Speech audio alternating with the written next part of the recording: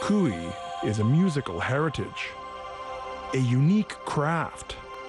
The Kui Kerbez Kerik, Kulshar Baktibai Uli. Legends in music.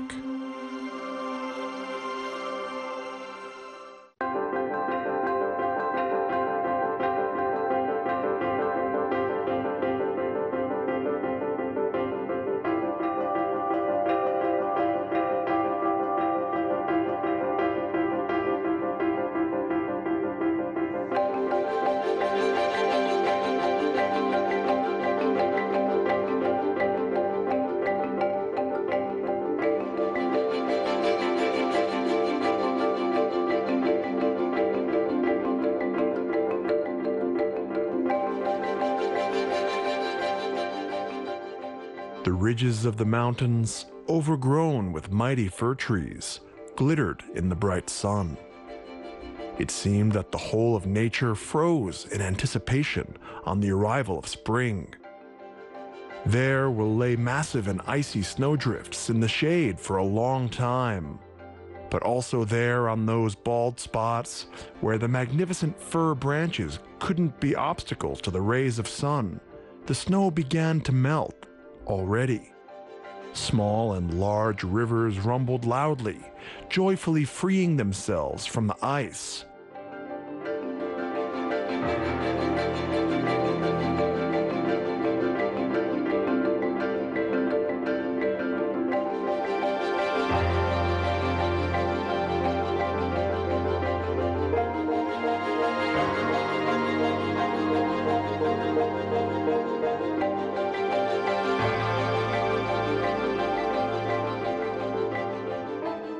Going down to the stream, the horses eagerly drank water and heated up their shiny body sides in the spring sun. The sad melancholy had receded, and the chirping birds began to be heard everywhere.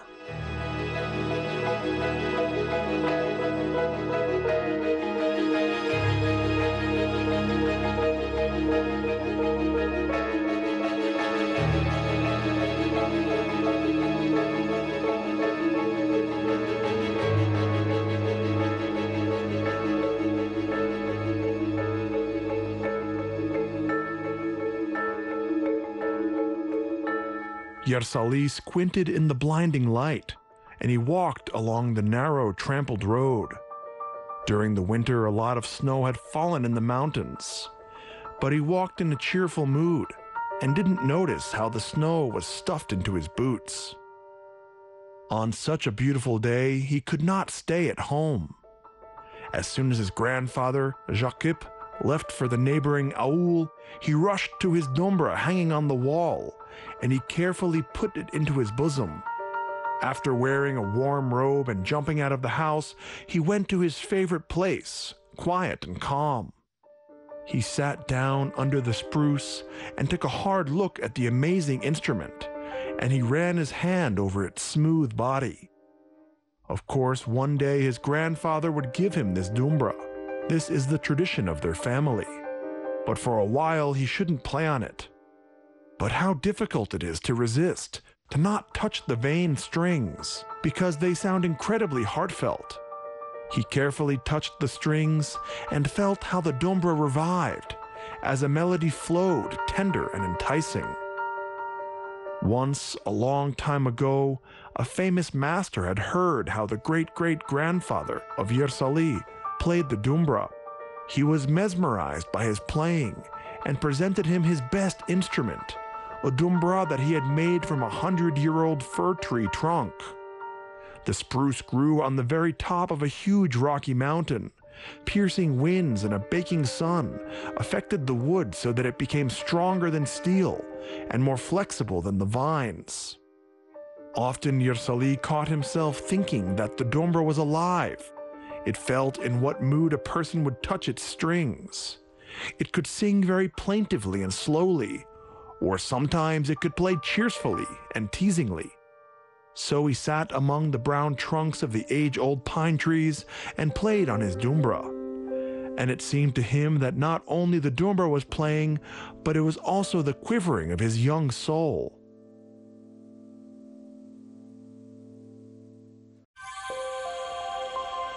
the unique musical creativity of the Kui Kerbez Kerik.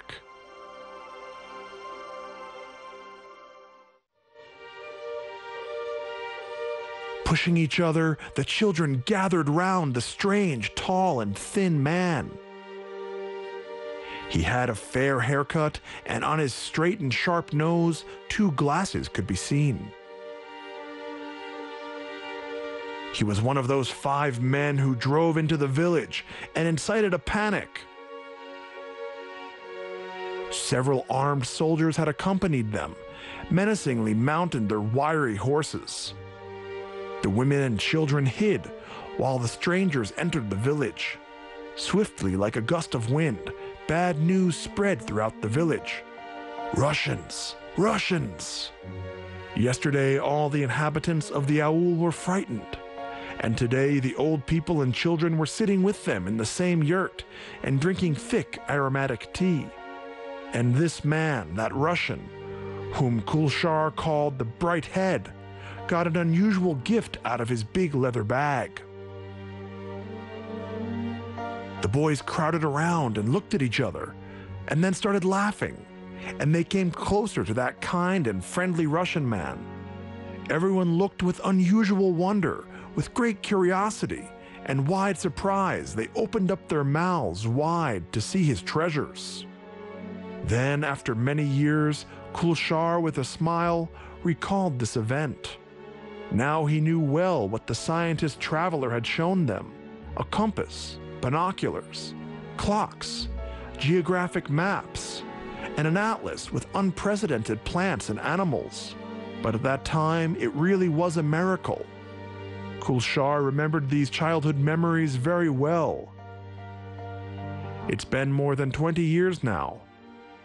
But even now, if he closes his eyes, he would clearly see all the details of that amazing day. The children and the traveler did not understand each other's language. But this, however, didn't restrict their communication at all. Kulshar dabbed his finger at the open book. Behemoth, the scientist said in syllables. Behemoth? The boys said clumsily and laughed together. Ah ha ha ha ha, the traveler laughed, squinting his kind and bright eyes.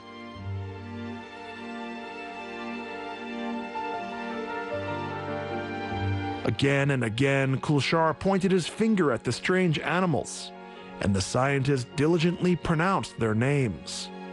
The children saw a large-eared elephant and an animal with a protruding horn in its forehead, a striped horse, a lion, and a toothy crocodile. The boys' eyes lingered on these amazing animals, whose torso looked like a horse's barrel, but its neck was very long and graceful. The animal stood on 4 thin, slender legs. Its tail was more like a camel's tail than a horse. On the small head there were horns. But most of all, the boy's attention was drawn to the beautiful, huge and sad eyes of the animal, shaded by long eyelashes. Giraffe, the traveler said. Giraffe? Kulshar repeated, and thought that there was probably no more beautiful animal in the whole world.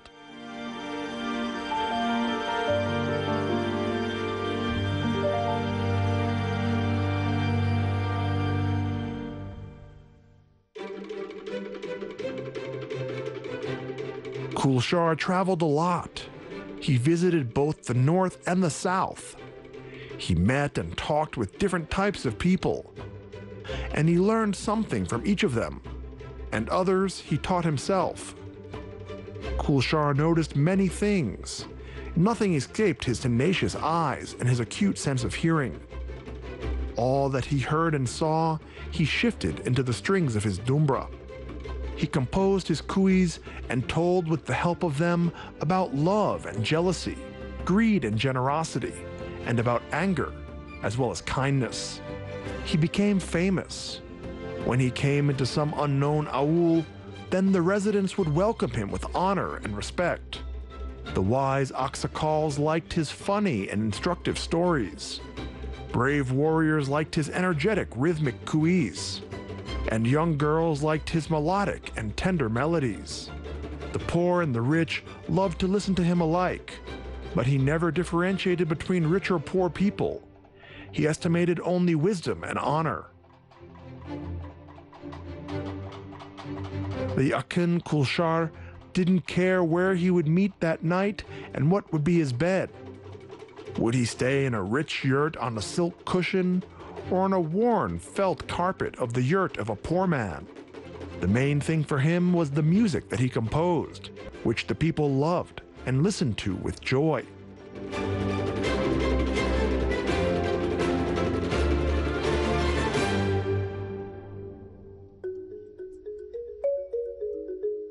One day there was unbearable heat.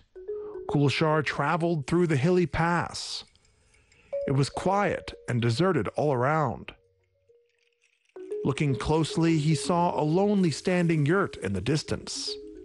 The Jigit decided to turn off of the road and to go to the dwelling. So he wanted to rest and to drink plenty of water or cold kumis. Kulshar came up to the yurt and jumped off of his horse and went into the threshold of the house. "Hello," the Jigit shouted. "I wish the richness to your house. I am a traveler, and I'm headed east. Can I take a break here from the road?" No one answered him, only the felt curtain twitched. After a while, a swarthy girl's face peered out of the yurt. Kulshar exclaimed joyfully, "I am a traveler. Do not send me away, young girl. I'll rest a bit and then move on." The girl came out and Kulshar could see all of her beauty, so slender and elegant as she was, like a stalk of steppe grass. On her thin, fragile wrists, the silver bracelets seemed large and massive. As usual, she bowed to the man and said quietly, "Well, come in, traveler. This is the yurt of my father Atabai, and I am his daughter. My name is Zire."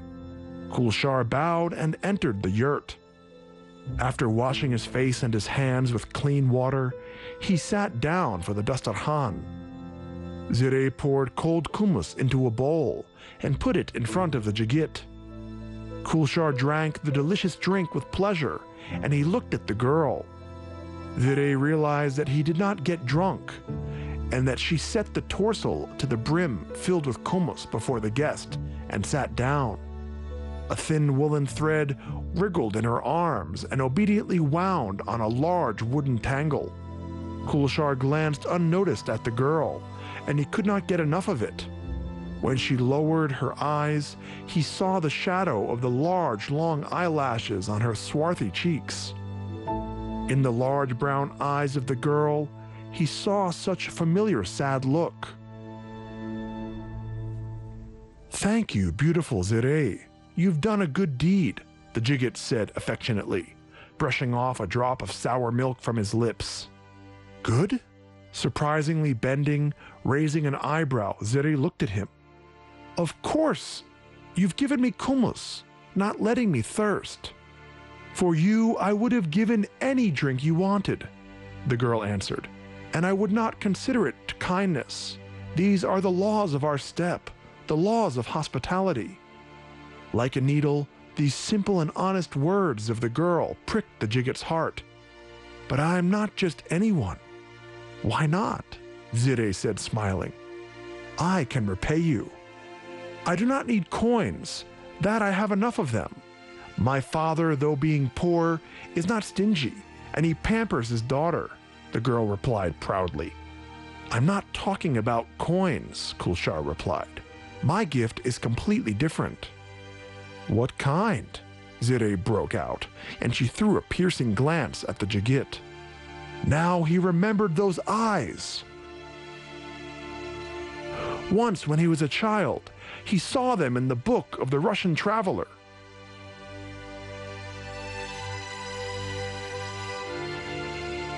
Time for him seemed to stop. He froze and silently looked into the beautiful eyes of Zirey. What is it? What? Kulshar said, confused. Have you forgotten? Zirey laughed. Ah, the gift, the young Jigit smiled. I will write a kui about you. The girl opened her eyes in surprise. I promise you it will be very beautiful, just like you. Beautiful, like a giraffe, Kulshar said to himself. Yes, that's what I'll call him.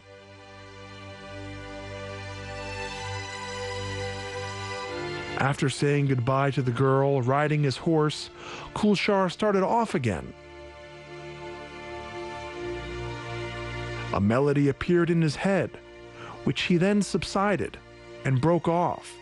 But then again it came pulsing in, trying to break out of his chest. This was how the kui Kerbez Kerik was born, which he would shift to the pliant strings of his dumbra.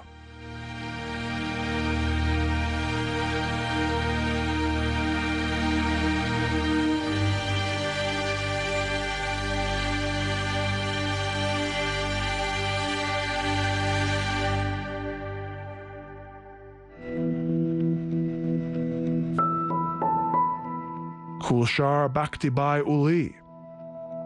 Many Aitus and Tartus kuis were written by the popular Kuishi Kulshar in Mangostau, and he has become very famous beyond his borders. A special feature of his work was that he created cyclic kuis, which consisted of individual musical works. Performing his kuis, Kulshar accompanied them with interesting and instructive tales and stories. Kız Kamagan, Kerbez Kerik, At Jortak, Siksak, and Kerbez Kalgan.